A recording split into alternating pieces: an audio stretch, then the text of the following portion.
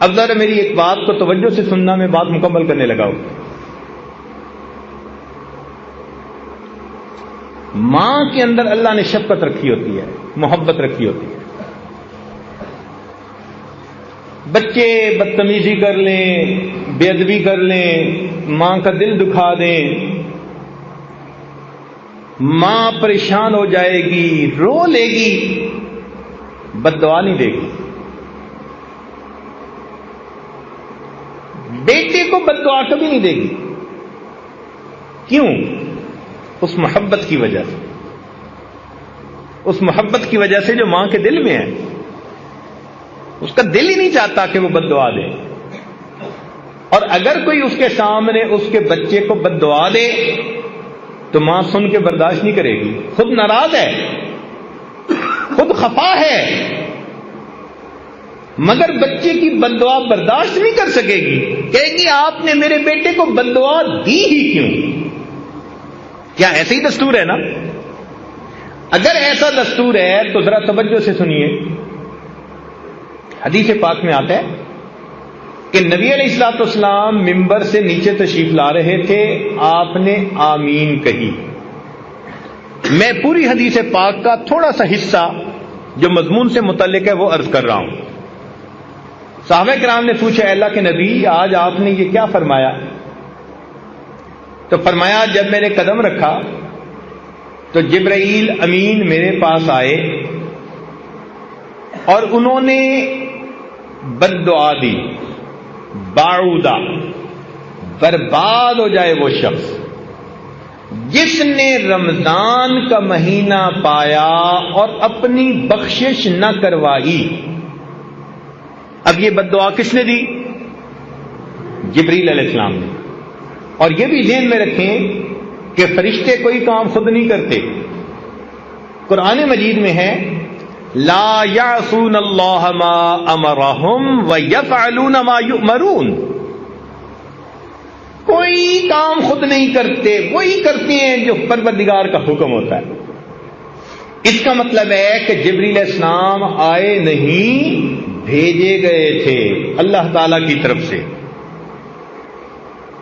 انہوں نے آ کر یہ بد دعا دی، برباد ہو جائے وہ شخص جس نے رمضان کا مہینہ پایا اور اس نے اپنی بخشش نہ کروائی۔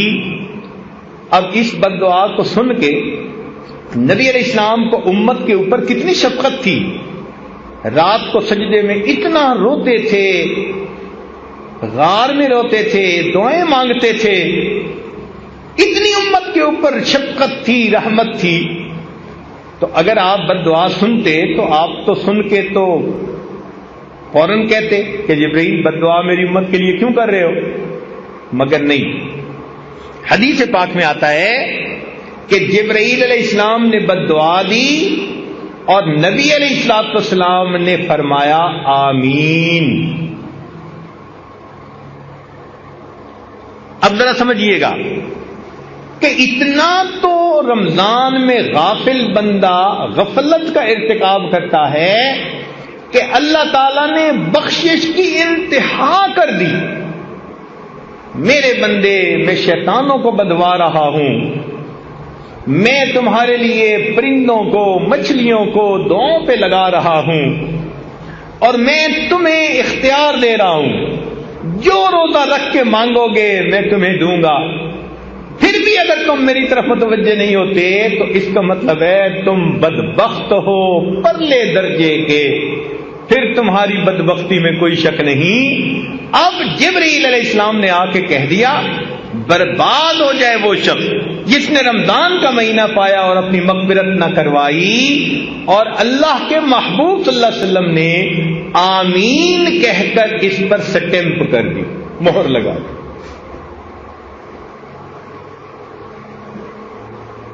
تو رمضان کے بعد کا دن یا تو ہمارے لیے عید ہوگا یا ہمارے لیے وعید ہوگا۔ عید کا مطلب ہوتا ہے خوشی کا دن، اور وعید ہوتا ہے بندے کے لیے سزا کا دن۔ جن کی تو بخشش ہو گئی ان کی تو عید ہوگی، اور جن کی بخشش نہ ہوئی ان کے لیے وعید ہو۔ اب یہ رمضان ایک نیک بندے اور غافل بندے کے درمیان علیحدگی کرنے کے لیے آیا ہے۔ کچھ وہ ہیں جو اس مہینے میں زندگی کو بدلیں گے، حقوق العباد پورے کریں گے، حقوق اللہ پورے کریں گے، پچھلے گناہوں کی معافی مانگیں گے، زندگی کے رخ کو بدل لیں گے۔ یہ ہوں گے جو اللہ کی رحمتوں سے حصہ پانے والے ہوں گے۔ اور کچھ ایسے بھی ہوں گے کہ جو زندگی کی روٹین تھی وہ وہی رکھیں گے، اللہ تعالیٰ کو محتاج نہیں کسی کے۔ ایسے لوگ اپنی پیشانی پہ بدبختی کی مہر لگوا دیں،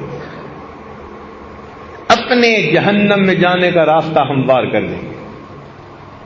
لہذا رمضان مبارک کے اس مہینے میں ہمیں اپنی زندگی کے بارے میں فکر مند ہونا چاہیے۔ اللہ رب العزت جب کام کرنے پہ آمادہ ہیں، بخشش پہ آمادہ ہیں، تو ہمیں اپنی بخشش کروانی چاہیے، اہتمام سے روزہ رکھیں اور اس کے آداب اور شرائط کو پورا کرنے کی کوشش کریں، عبادت کریں اور اپنے اللہ سے خوب مانگیں۔ یہ مانگنے کا مہینہ، بخشش کا مہینہ، اللہ تعالیٰ کی طرف سے عطا کا مہینہ ہے۔ آپ نے دیکھا ہوگا کہ دنیا میں سیل لگ جاتی ہے، جوتوں کی سیل، کپڑے کی سیل، فلاں چیز کی سیل، کوئی اس کا نام رکھتا ہے لوٹ سیل، کوئی نام رکھتا ہے میگا سیل۔ یہ سیل کیا بلا ہے بھائی؟ کہ جب مال نکالنا ہو نا، کہ جی ہم اپنا مال نکالنا چاہتے ہیں پچھلے سیزن کا، سیل لگا دی، بڑی قیمتی چیزیں تھوڑی سی قیمت پہ نکال دیتے، کہتے ہیں اٹھا کے لے جاؤ لے جاؤ۔ قرآن و حدیث کا مطالعہ کیا جائے تو محترم جماعت یوں محسوس ہوتا ہے اللہ رب العزت رمضان المبارک میں جنت کی سیل لگا دیتے ہیں۔ میرے بندو، تم میں سے جو چاہتا ہے جہنم سے بچنا اور جنت میں الاٹمنٹ کروانا، اس کے لیے کام آسان کر آؤ ہمارے در سے پاتے جاؤ پاتے۔ اب اس وقت میں بھی ہم اگر اللہ تعالیٰ سے یہ نعمت نہ پا سکیں تو یہ تو ہماری اپنی کم قسمتی ہوگی۔ اس لیے وقت کی اہمیت کا اندازہ لگائیے۔ کتنے لوگ تھے جو پچھلے رمضان میں زندہ تھے، آج وہ یہاں موجود نہیں، اور کتنے جو اس رمضان میں ہوں گے آئندہ رمضان میں نہیں ہوں گے۔ کیا پتہ ہماری زندگی کا آخری رمضان ہو۔ اس میں ڈٹ کے محنت کر لیجئے، اپنے رب کو منا لیجئے، اپنے گناہوں کو بخشوا لیجئے۔ دفتروں میں ہم نے دیکھا کہ جب افسر اچھے موڈ میں ہوتے ہیں نا تو پھر کلرک بادشاہ ایک فائل نکلوانے کے بجائے 10 فائلیں نکلوا لیتے ہیں، کہتے ہیں جی آج افسر ذرا خوش نظر آتا ہے۔ تو مالک الملک رمضان المبارک میں اس مہینے میں اپنے بندوں سے خوش ہوتے ہیں، روزہ دار بندوں سے بہت خوش ہوتے ہیں۔ اپنی زندگی کے مسائل اپنے رب کے سامنے پیش کر لیجئے، اپنے رب سے اچھے فیصلے کروا لیجئے۔ ہمیں اللہ نے ایک موقع اور عطا فرما دیا، اس وقت کو ضائع نہ کیجئے، کبھی بھی اس کو ضائع نہ کیجئے۔